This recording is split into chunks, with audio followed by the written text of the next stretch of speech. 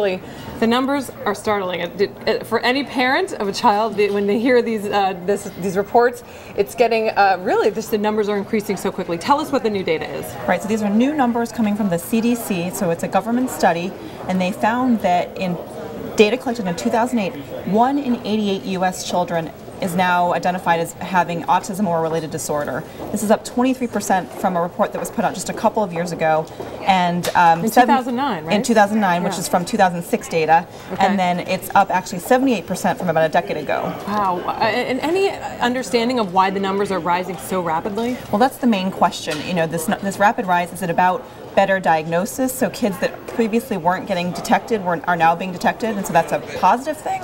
Or is this that the number of cases are actually increasing, which would be more concerning? And experts seem to say that it's basically both, that definitely there's better detection, more kids are getting services, but also that there's probably something going on, so they really are seeing more kids than before who have autism or related disorders. But are treatments keeping pace with the outbreak of the disease itself? Well, that's one of the main concerns, that kids who need services are getting the services they need, and that's what experts say that a report like this today can do, is to tell communities, well, you maybe should prepare for more kids because it seems like a lot more of them need services.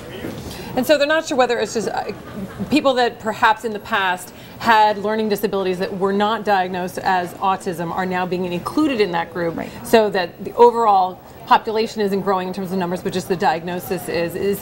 Is there any sense that is sort of the leading cause, or the risk factors in the, some say environment, some say inherited traits could be the reason? Right, well the main thing is I don't know, but to quote the head of the CDC today, he said it is possible that the increase in the last couple of years is due entirely to better detection. So basically you can't rule anything out, but it does seem that at least for this very rapid rise in the last 2 years, it really is about better detection diagnosis. Now, it does seem as though the definition of autism has gotten a little bit more fluid. I mean, when we were growing up, there would have been somebody who lived down the block who would have been, he's a little off, or he's a little simple. I mean, these are cruel words to use, but are children who aren't fully autistic also being rounded up in this kind of data? That's an excellent question. It's one that really they're thinking about a lot. There are subtypes in the autism category. One of them is called pervasive developmental disability not otherwise specified,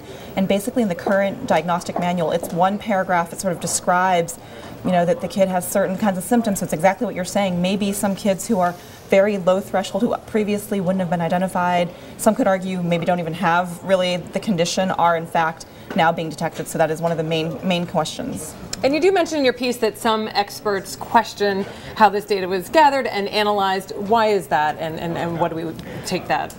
Right. How do we take that? So one aspect is actually there's not a division between these different subtypes, so we don't actually know how many kids are being diagnosed with autism versus Asperger's or these PDD, sort of quote unquote less severe disease. Also, the CDC cautions that these were taken from 14 different states, 14 different sites across different states, but there's tremendous variation between states, and there's some missing data, which they say isn't really a problem, but the point is that it's really hard to generalize across the U.S. to say 1 in 88 kids is in every community, and so when there's so much variation, that's also a question of what does that actually mean.